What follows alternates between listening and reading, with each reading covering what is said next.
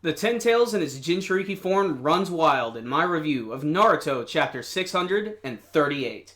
So this week's chapter just sort of came out of nowhere, guys, and I'm sorry this review's coming a little later, and unfortunately Christian couldn't make it for this one, but he'll definitely be in some of our upcoming Dragon Ball Z movie reviews coming up definitely this week, so make sure and look for those very soon. So let's just go ahead and jump right into this chapter, which is the unveiling of the brand new form of Obito. And whoo, this thing looks awesome. And is anybody getting vibes of Father from Full Metal Alchemist Brotherhood? Because I am. One thing I just want to say, because this is the only negative I have to say about this week's chapter, is the first couple pages was pretty much all kind of like a flashback, kind of like what we saw last week, just showing Obito slowly bringing the Ten Tails into his body again. And that's the only negative I really have to say. So let's go ahead and get into the good stuff, which is finally getting to see this brand new form of Obito, or really the Ten Tails Jinchuriki, because Obito's mind is pretty much gone at this point. The Ten Tails looks like it's like in complete control of him, and it's just like making complete use of his body.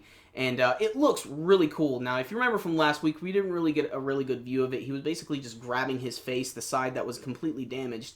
And we get to see that essentially the Ten Tails has sort of completely like repaired that in a completely different new way. And I was talking with Christian about this a little bit earlier before I had started to do the review, and he was saying that Kabuto's like scales look really, really similar to Obito's like brand new look, kind of like the side of his face that's all destroyed. But I'm guessing this is probably going to like look maybe similar to the Geto Mazo statue, maybe even in the coloration, but I can't really tell. What I can say is that it has affected some other parts of his body. First and foremost, all of his shirt and everything is gone, and he has the pants. Again, he looks even more like Father because of this. This is probably what I'm seeing. But he has these 10 protrusions that are coming from his back, and he even has the 9 symbols and then one giant one on his back to correspond with the 10 tails. And it's a real simple, but really awesome and cool design. And he starts to demonstrate his power almost immediately. He starts to rip away all of the barriers. He has these chakra arms that can explode from his back, kind of like Naruto's. And he's able to rip away this barrier. And everybody's like, oh, fuck, we are screwed now. And everybody starts to realize that he's actually a lot more powerful than in the form that he used to be in, because now he's in a sort of state of control. He can sort of know what he's doing. And it's really, really freaky. Minato's like trying to cry to Obito, why won't he listen to him? And obviously, since the Jinchuriki has control, he's just kind of like, screw it. Who's Obito? I don't know. I'm just going to destroy shit. One thing I did like this week is that Naruto and Sasuke are sort of slowly starting to squash their shit. Basically, Naruto's like, dude, we can't destroy the Bijous. I've met them before. They're real people with real personalities. You have to meet them. And you can see that Sasuke's sort of slowly listening to him a little bit. And then we cut away to another scene where Hashirama actually admits that Obito is stronger than him right now. And all of the other Kage sort of agree with him, and they don't really know what to do here. Believe it or not, Madara Uchiha, the guy who's essentially an immortal freaking zombie, wanted to be the Ten Tails Jinchuriki and is not, doesn't really seem to be all upset by this. And the main reason for that is because he has another trump card. I don't know what he's going to do, but the man has already summoned meteors from the sky, giant armies of flaming chakra skeletons, and every friggin' Sharingan technique you could possibly imagine on the planet, not to mention all the Rinnegan abilities. This guy can frickin' do everything. I cannot wait to see what he's gonna pull out of his bag of tricks. I'm hoping it's not some convoluted Iza whatever technique. I hope it's nothing like that at all. I hope it's something that's really going to shock us genuinely. And I like this because everybody's freaked out by Obito, but Madara's like, no big deal, whatever.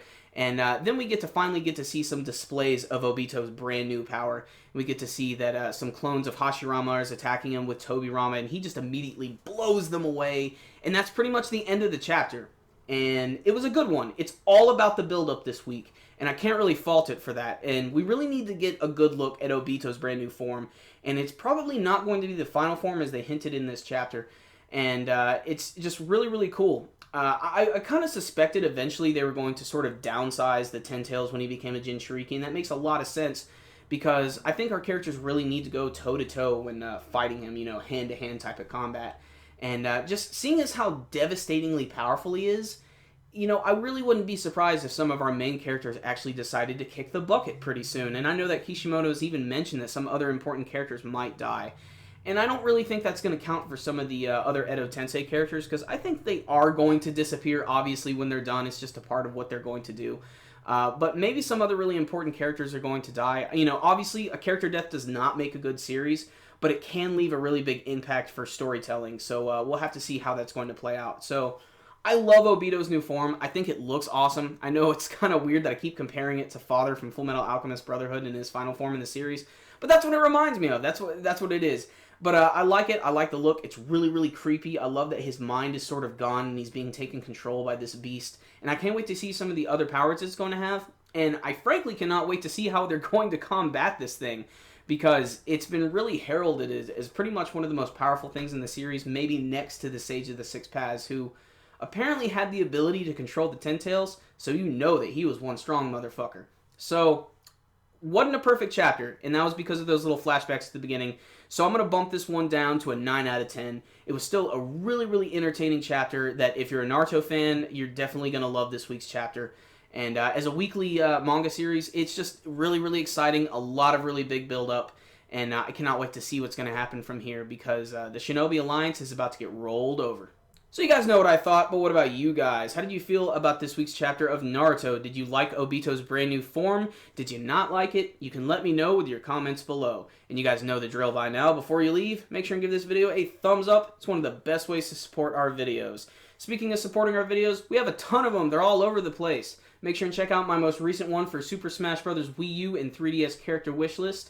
It's Slippy Toad from Star Fox. And I know he's kind of a crappy character to some, but watch the video, maybe I'll convince you. So that's it for today, guys. Make sure and thumbs up the video and subscribe. We'll see you next time. Super Kami Guru 9000 out.